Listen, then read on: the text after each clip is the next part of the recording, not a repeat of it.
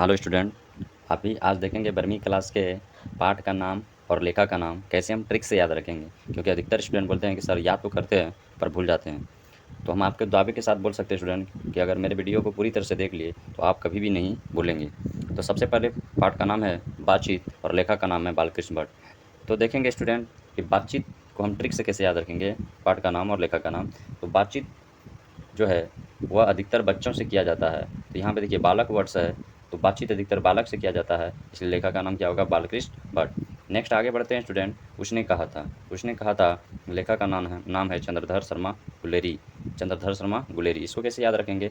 तो उसने कहा था, देखिए जब कोई भी व्यक्ति किसी को कुछ कहता है तो अधिकतर वह शर्माता है। तो यहाँ पे देखो शर्माना एक वर्ड्स है, शर्मा एक वर्ड्स है, अर्थात शर्माना। तो उसने कहा था, इसको ट्रिक से कैसे याद रखेंगे?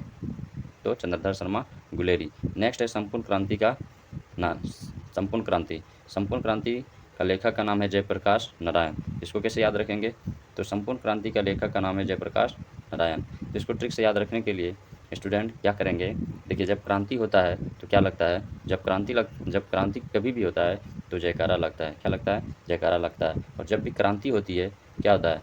नया प्रकाश का उदय होता है। कहीं भी जब क्रांति होता है तो क्या होता है? नया प्रकाश के रूप में उदय होता है। तो संपूर्ण क्रांति का नेतृत्व या संपूर्ण क्रांति का लेखक का नाम क्या है? जयप्रकाश नारायण। आगे बढ़ते हैं। अर्धनारीश्वर पाठ के लेखक का नाम है रामधारी सिंह दिनकर। इसको कैसे याद रखेंगे स्टूडेंट?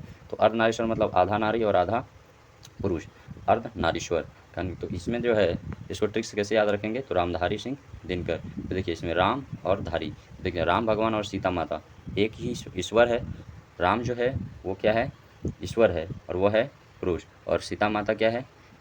स्त्रियाँ हैं। तो अर्धनारीश्वर। तो यहाँ से हम याद रखेंगे आधा नारी और आधा ईश्वर, रामधारी सिंह दिनकर। नेक्स्ट है रोज पाठ के लेखक का नाम है सच्चिदानंद हीरानंद वात्स्यायन अज्ञे।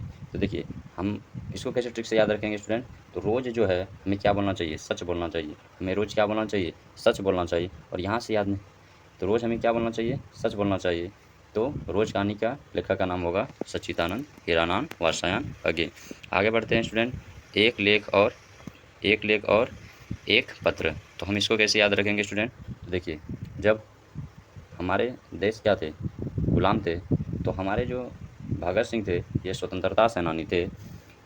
तो हम लोग उस समय ट्रिक से याद रखेंगे, हम लोग उस समय क्या करते थे? भगत सिंह को क्या करते थे? एक पत्र लिखते थे। भगत सिंह को क्या करते थे? एक पत्र लिखते थे। एक लेख और एक पत्र के लेखक का नाम है भगत सिंह। आगे नेक्स्ट बढ़ते हैं। ओ सदा नीरा। ओ सदा नीरा कैसे याद रखेंगे? तो सदा नीरा अर्थात नीरा मतलब जल।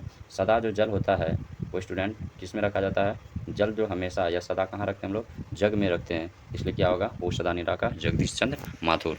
नेक्स्ट आगे बढ़ते हैं स्टूडेंट। सिपाही की माँ। सिपाही की माँ का लेखक का नाम है मोहन राकेश। इसको कैसे याद रखेंगे? तो माँ को जो है वो दो बेटा था, एक मोहन और दूसरा क्या था? राकेश। नेक्स्ट आगे बढ़ते हैं स्टूडेंट। प्रगति और समाज। प्रगति और समाज के लेखक का नाम है नामवर सिंह। इसको कैसे याद रखेंगे स्टूडेंट? तो जब भी कोई समाज प्रगति पे जाता है तो सबसे पहले उसका क्या होता है? नाम होता है।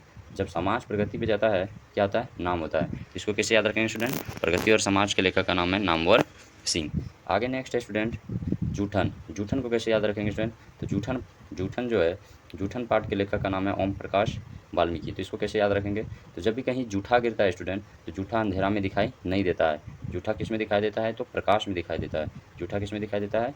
तो उजाला में दिखाई देता है। इसलिए जूठन कहानी के लेखक का नाम है ओम प्रकाश वाल्मीकि। नेक्स्ट देखते हैं स्टूडेंट हंसते हुए मेरा अकेलापन। इसको कैसे याद रखेंगे?